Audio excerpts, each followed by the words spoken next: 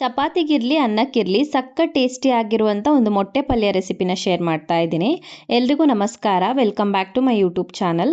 ಇವತ್ತಿನ ವಿಡಿಯೋದಲ್ಲಿ ಸಿಂಪಲ್ ಹಾಗೆಯೇ ಟೇಸ್ಟಿ ಆಗಿರುವಂಥ ಮೊಟ್ಟೆ ಪಲ್ಯನ ಯಾವ ಥರ ಮಾಡೋದಂತ ತೋರಿಸ್ತಾ ಇದ್ದೀನಿ.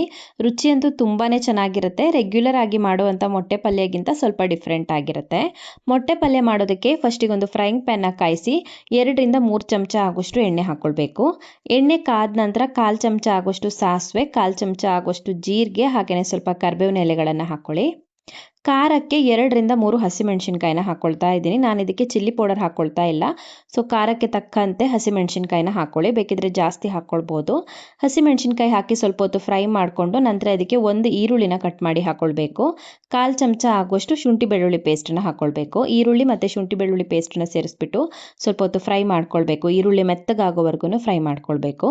ಈರುಳ್ಳಿ ಮೆತ್ತಗಾದ ನಂತರ ಇದಕ್ಕೆ ಮಸಾಲೆ ಐಟಮ್ಸನ್ನು ಹಾಕ್ಕೊಳ್ಬೇಕು. ಮಸಾಲೆ ಐಟಮ್ಸಲ್ಲಿ 1/4 ಚಮಚ ಆಗುವಷ್ಟು ಅರಿಶಿಣದ ಪುಡಿ, ಅರ್ಧ ಚಮಚ ಆಗುವಷ್ಟು ಗರಂ ಮಸಾಲೆ ಪುಡಿನ ಹಾಕ್ಕೊಂಡಿದ್ದೀನಿ. ಬೇರೆ ಮಸಾಲೆ ಐಟಮ್ಸ್ ಹಾಕ್ಕೊಳ್ತಾ ಇಲ್ಲ ನಾನು ಇದಕ್ಕೆ. ಬೇಕಿದ್ರೆ ಚಿಲ್ಲಿ ಪೌಡರ್ ಕೂಡ ಹಾಕ್ಕೊಳ್ಬೋದು, ಬಟ್ ಈ ಥರ ಎಗ್ ಫ್ರೈಗೆ ಚಿಲ್ಲಿ ಪೌಡರ್ ಹಾಕದೆ ಮಾಡಿದ್ರೇ ಚೆನ್ನಾಗಾಗತ್ತೆ. ರುಚಿಗೆ ತಕ್ಕಷ್ಟು ಉಪ್ಪನ್ನು ಹಾಕ್ಕೊಂಡಿದ್ದೀನಿ. ರುಚಿಗೆ ತಕ್ಕಷ್ಟು ಉಪ್ಪನ್ನು ಸೇರಿಸ್ಬಿಟ್ಟು ಸ್ವಲ್ಪ ಹೊತ್ತು ಚೆನ್ನಾಗಿ ಮಿಕ್ಸ್ ಮಾಡಿಕೊಂಡು ಇದಕ್ಕೆ ಇವಾಗ ಮೊಟ್ಟೆದು ಹಳದಿ ಭಾಗನ ಹಾಕ್ಕೊಳ್ತಾ ಇದ್ದೀನಿ. 4 ಮೊಟ್ಟೆದು ಹಳದಿ ಭಾಗನ ಹಾಕ್ಕೊಂಡ್ಬಿಟ್ಟು ಮ್ಯಾಶ್ ಮಾಡ್ಕೊಳ್ಬೇಕು. ಮ್ಯಾಶ್ ಮಾಡಿಕೊಂಡು ಚೆನ್ನಾಗಿ ಮಿಕ್ಸ್ ಮಾಡ್ಕೊಳ್ಳಿ. ಸೌಟಲ್ಲಿನೇ ಮ್ಯಾಶ್ ಮಾಡ್ಕೊಳ್ಳಿ.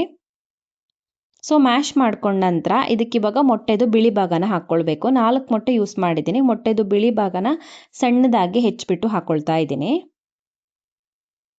ಇವಾಗ ಇದನ್ನು ಚೆನ್ನಾಗಿ ಮಿಕ್ಸ್ ಮಾಡ್ಕೊಳ್ಬೇಕು. ಸೊ ಎಲ್ಲೋ ಭಾಗನ ಮ್ಯಾಶ್ ಮಾಡಿಬಿಟ್ಟು ಹಾಕ್ಕೊಂಡಿದ್ದೀನಿ, ಬಿಳಿ ಭಾಗನ ಸಣ್ಣ ಸಣ್ಣದಾಗಿ ಕಟ್ ಮಾಡಿ ಹಾಕ್ಕೊಂಡಿದ್ದೀನಿ. ಒಂದ್ಸಲ ಚೆನ್ನಾಗಿ ಮಿಕ್ಸ್ ಮಾಡಿಕೊಂಡು ಓಪನಲ್ಲಿ ಇಟ್ಬಿಟ್ಟು ಒಂದು 2 ನಿಮಿಷದವರೆಗೂ ಫ್ರೈ ಮಾಡ್ಕೊಳ್ಳೋಣ. ಉರಿನ ಮೀಡಿಯಮ್ ಫ್ಲೇಮಲ್ಲಿ ಇಟ್ಕೊಂಡು ಒಂದು 2 ನಿಮಿಷದವರೆಗೂ ಫ್ರೈ ಮಾಡ್ಕೊಳ್ಬೇಕು. 2 ನಿಮಿಷ ಫ್ರೈ ಮಾಡ್ಕೊಂಡ ನಂತರ ಕೊನೆಯಲ್ಲಿ ಸಣ್ಣಗೆ ಹೆಚ್ಕೊಂಡಿರುವಂಥ ಕೊತ್ತಂಬರಿ ಸೊಪ್ಪನ್ನು ಹಾಕಿ ಮಿಕ್ಸ್ ಮಾಡಿಕೊಂಡ್ರೆ ಆಯಿತು. ಸಿಂಪಲ್ ಹಾಗೆಯೇ ಟೇಸ್ಟಿ ಆಗಿರುವಂಥ ಮೊಟ್ಟೆ ಫ್ರೈ ರೆಡಿ ಆಗುತ್ತೆ. ಚಪಾತಿಗಿರಲಿ ಅನ್ನಕ್ಕಿರಲಿ ತುಂಬಾ ಚೆನ್ನಾಗಿರುತ್ತೆ. ಸೊ ನೀವು ಒಂದ್ಸಲ ಟ್ರೈ ಮಾಡಿ. ರೆಗ್ಯುಲರ್ ಆಗಿ ಮಾಡೋ ಮೊಟ್ಟೆ ಫ್ರೈಗಿಂತ ಸ್ವಲ್ಪ ಡಿಫ್ರೆಂಟ್ ಆಗಿ ಒಂದ್ಸಲ ಟ್ರೈ ಮಾಡಿ ನೋಡಿ, ಖಂಡಿತ ಇಷ್ಟ ಆಗುತ್ತೆ. ಸೊ ಈ ವಿಡಿಯೋ ನಿಮಗೆ ಇಷ್ಟ ಆಗಿದ್ರೆ ವಿಡಿಯೋಗೊಂದು ಲೈಕ್ ಕೊಡಿ, ಕಮೆಂಟಲ್ಲಿ ಹೇಗಿದೆ ಅಂತ ತಿಳಿಸಿ.